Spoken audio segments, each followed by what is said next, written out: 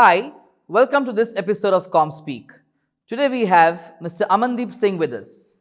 Amandeep is the head of corporate communications at Indraprastha Gas Limited. Most of you who have traveled in Delhi in an auto rickshaw or in a public vehicle have used the CNG, and this CNG comes from Amandeep's company IGL. Thanks for joining us today, Amandeep, and good to have you. Thanks a lot, Amit. Thanks for inviting me to this platform. It's a pleasure. And we'll go through your life's career stories, journeys of professional success, and things like that in the next few minutes. Tell us about how it all started. Tell us about how you got into corporate communications and public relations. You see, when I look back at my career, at the end of my studies, I completed my master's in business administration, specializing in marketing. So the initial 5-6 years I spent in Chandigarh, and I was marketing, exhibition, as well as advertisement space for leading organizations. I spent 5-6 years there. And simultaneously, I had also done a diploma in journalism because I was working in leading dailies. So in 1998, I got an option to join ITPO, India Trade Promotion Organization, the apex organization for trade promotion in the country, which also manages Pragati Maidan Exhibition Complex in Delhi. And when I joined, I was just asked by the HR manager that I worked in the leading publications, and I've also done a diploma in journalism. That would you like to join publicity and PR department? You see, I was marketing's advertisement space, and grass is always greener on the other side of the fence. So I thought, let me give it a try. Let me sit on the table on the other side and try this out. And fortunately, I really liked the work. I got an opportunity to handle media for the India International Trade Fair. And suddenly I started getting a liking for the job. But mind you, till then, I had never ever written a press release. But that was the first time I got great mentors in ITPO. Ms. Soma Chakravarti, Mr. Somnath Sarkar, who actually mentored me, and then this journey started. And now it's been 22 years in public relations. Right. And I'm still liking the work and learning every day. And then it's been almost 15 years out of 22 with your current organization. How did that move happen from ITPO to IGL? You see, I would say the first 7 years in ITPO were more of a learning phase for me. And but ITPO being a government organization, the growth would have happened at a normal pace. So I was looking at an opportunity for actually putting all my whatever learnings I've done into practice. And then came an opportunity through a consultant. I just got a call that IGL is looking for a person to head the corporate communication function. This was in 2005. And it was supposed to be a one-man army. The organization was pretty small. It had just started. Initial phases had been really tough, and things were stabilizing. The mandate of Supreme Court was to have the entire public transport of the national capital running on gas. So most of the vehicles had already converted. And the challenge which was given to me was to increase the acceptability of CNG in the private car segment. And more so, also to be the public face with the media. How did you go about building your team? What went into planning and making your team from one-man army to a 5-member team now? How did that come about? See, the initial challenges were actually relating to the media.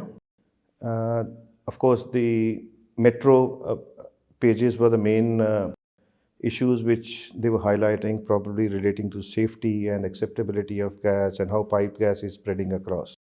So initial times were primarily onto that, but subsequently when the organization started scaling up, there was definitely a need to have more people in the team who can look after various functions, because we also needed to diversify into various functions.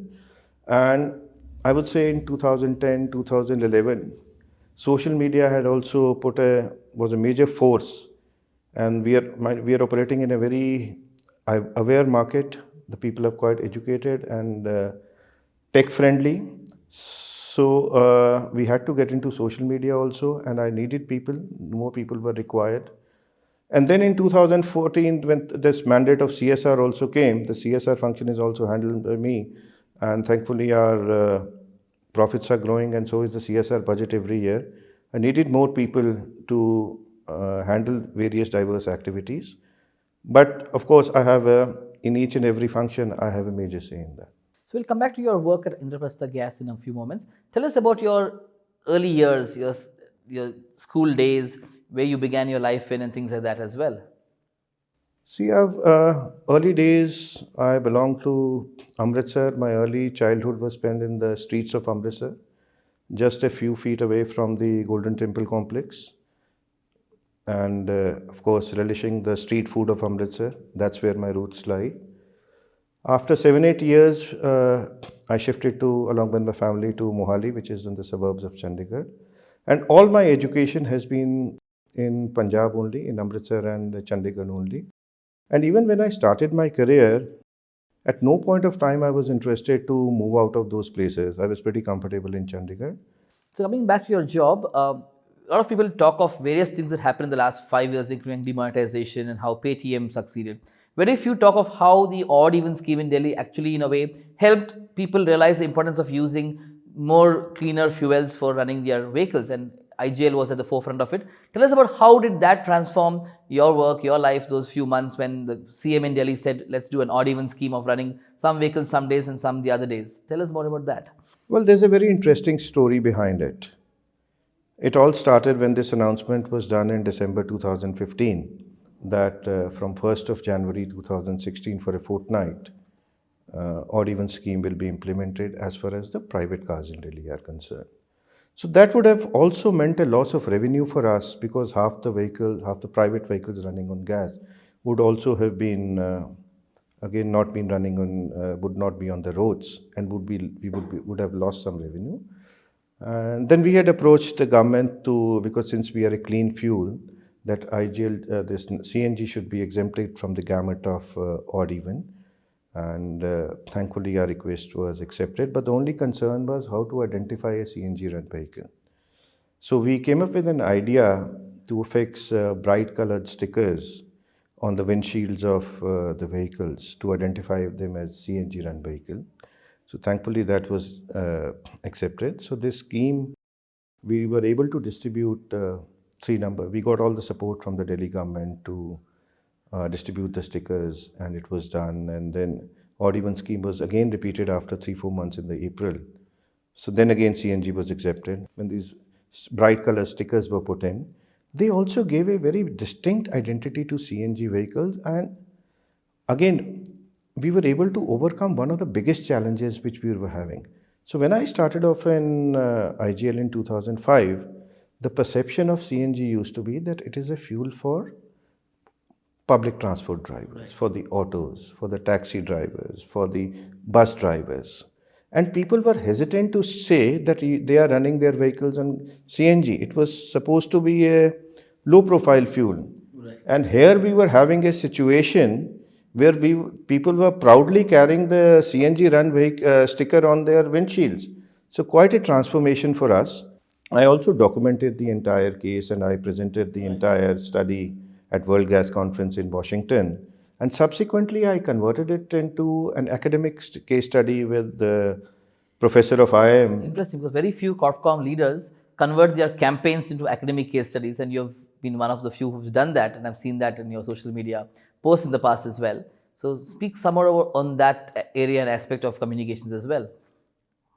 See, what is happening in the case of communication leaders also is that normally when I look at my peers in the private sector, people get to the position of head of corporate communication in the early 40s, mid 40s and all, and by the time they are 50, they start burning out. So I think there has to be some way people need to be relevant in their professions for their organizations, and you need to build up your domain, build up your bandwidth. A lot of good work has happened in the public relation. We have some of the good practitioners there, but they need to come out and tell their stories. Right. And one of the aspects which most of the public relation professionals have been ignoring are the academic case studies, because every organization needs to attract best talent. And when you go out to the business schools, it's very important that this business school knows about not just you as a person, not just you as a brand, but the work which you have done. Also good for you when you have people you want to hire from campuses to join the organization. These case studies become a major influencer for them to say, wow, I want to join a very innovative and exciting organization as well. And you just spoke of a campaign in a campaign. I realized the campaign one was to put these stickers on vehicles, and based on that success you created another campaign to reach out to academic institutions with the case study as well. Talking of campaigns, tell us about one of the most outstanding campaigns other than this one in your 15 years at IGL, if there's one that stands out for you. See, for IGL, of course, this have been the major one, and I'm very proud of the CSR campaign which I run when anybody coming to Delhi always notices there are stickers on back of the private taxis and auto says this taxi respects women, this auto respects women. I'm very proud that that's my flagship CSR campaign. Barabari ki Dagar Surakshit Safar, that's a gender sensitization training program for auto and taxi drivers of Delhi NCR. When did this happen? Which year was this campaign unveiled in? So we got associated with this campaign in 2015. It was actually a Delhi government initiative which started after the unfortunate incident. So when they had started this campaign that every auto and taxi driver, when he goes for fitness of his vehicle, he has to mandatorily attend a training program. So after attending that training program on gender sensitization, a sticker is affixed, and that actually signifies that it is a safe place, a safe public place. Yeah, I've seen the stickers. I never knew there was somebody like this behind the campaign, and good to know that today. So it's not just a training because we've actually multiplied it. I've even done a research paper on this, research study on my own research study, and then we have an app. We are already engaging the auto and taxi drivers in this gender sensitization campaign because women's safety is a major issue in Delhi, and the taxi drivers, auto drivers are one of the biggest stakeholder groups. So let's move out of the environs of IGL for a moment. Tell me one campaign either in India or globally that struck a chord with you and you said, wow, I wish I had worked on this campaign. I wish I was part of this campaign. What's that one campaign that inspires you, that makes you feel that, wow, I wanted to work on this campaign, but I couldn't? Ye Dil Mange More. Okay. So inspirational, the way Captain Vikram Batra used it during the Kargil War. Right. And I was just at the start of my career. It still inspires me every day. Talking of academics, which we spoke of a little while ago, I mean, your LinkedIn profile talks of several diplomas, degrees that you have done, studied in India, studied overseas. Tell us more about your academic bent of mind, and now you're pursuing your doctorate and PhD as well at IIM Kashipur. Tell us more about how this entire interest in academics grew in a professional's life. See, when I was working in ITPO, I was sent to an advanced training program in trade fair management to Germany. I was there for 1 year. The medium of instruction was German. I virtually traveled to all the trade fair centers in Germany, even got to work for a couple of months in Cologne Messe in Cologne. And what I saw there was no age for learning. The quest for knowledge among people were studying at the age of 30, 35, 40 and all that. So there was thereafter started my interest in academics, that yes, this is one place where I've gone and there's a lot to learn. Right. And every day is a learning. Of course, I couldn't get into academics immediately after that because of the family situations at that point of time and family commitments which are there. But I had definitely thought that one day I'm going to pick up my books. And secondly, because when you are in your mid-40s, you're already heading the corporate communication function of an organization for around 10 years. There's always a need to grow up. And how do you grow up? How do you broaden your horizons? One thing is by picking up your books. So what are you doing your PhD on? What's your thesis or focus of your study? See, I'm not, of course, I haven't gone very far, but it's primarily about CSR communication, and I will be more touching on ethics in CSR communication. What does Amandeep Singh do to unwind? How do you spend free time, leisure time? Tell us more about that. See, my leisure times have been I have not had one stable hobby. They keep on varying because I remember during my student days, those were the pre-internet days. I was very strongly into radio. There used to be a hobby called DXing, which I used to do, writing to radio stations across the world, shortwave radios. But again, that was primarily about more driven by my interest for knowledge, quest for knowledge. And off late, for last 3-4 months, I've actually been unwinding watching the Punjabi movies, which I've never watched in my life. So just to get back to my whatever I've missed over the years. So there are a lot of youngsters choosing careers in corporate communications and public relations. What's your 2 or 3 sets of advice to these young people choosing careers in PR and corpcom? See, I think the first and foremost quality which needs to be there, that they need to believe in the organization and the brand which they are promoting. They might be very smart, they would have done all the research on that. But if you don't believe, that honesty doesn't come in your communication. So that's the first and foremost quality.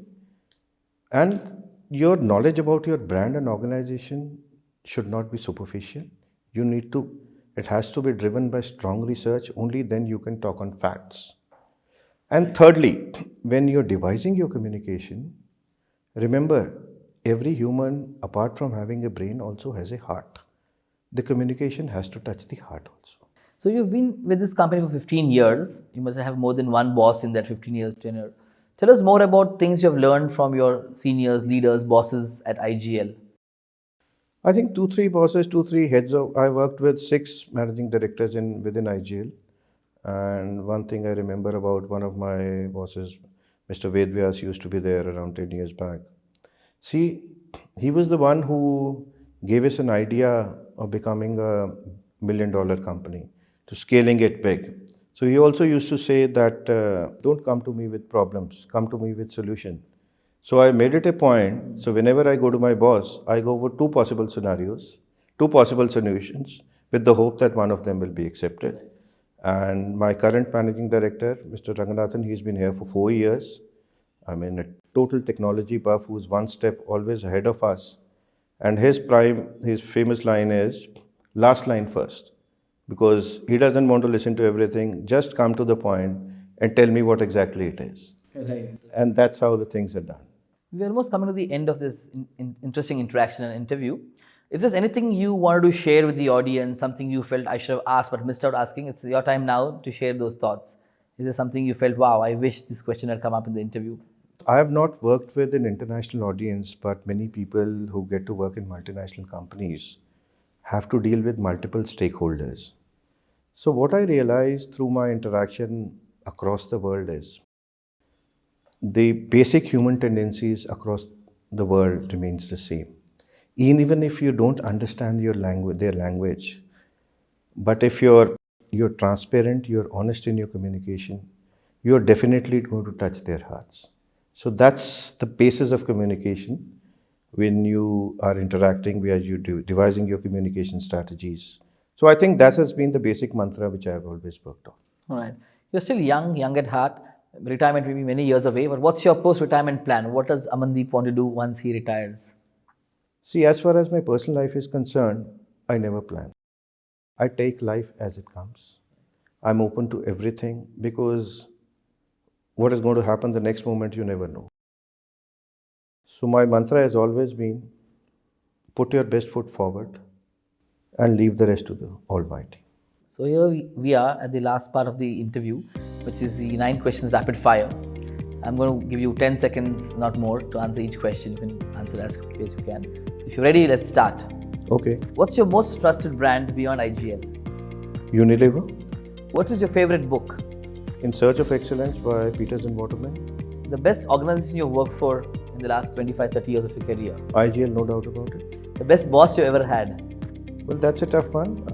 Again, as I said, my earlier managing director, Mr. Vedvyas, and the current managing director, Mr. Ranganathan. One professional role model from the world of work anywhere in the world? Steve Jobs. An Indian communicator that you admire greatly? In the current scenario, Prashant Kishore, the way he's transformed the landscape of political communication in the country. A communication campaign, you spoke of this earlier. One more campaign that you wish you had worked on? Well, of course, yeah, Dil Mange More always inspires, but I think Daag Achhe Hain was always another one which has been a very appealing. Your favorite holiday destination? I want to go back to Germany once. I've never got an opportunity, but I hope to take a trip down the Rhine one day. But for every year, my roots, my holiday in Amritsar remains a very standard thing. That's how I get back to my roots. The last one. Describe Amandeep Singh in 3 words. reliable, honest, and still a student. Thank you so much, sir. It was a great pleasure talking to you. And that was indeed Amandeep Singh, the head of corporate communications at IGL. Hope you enjoyed listening to us. Look forward to seeing you soon.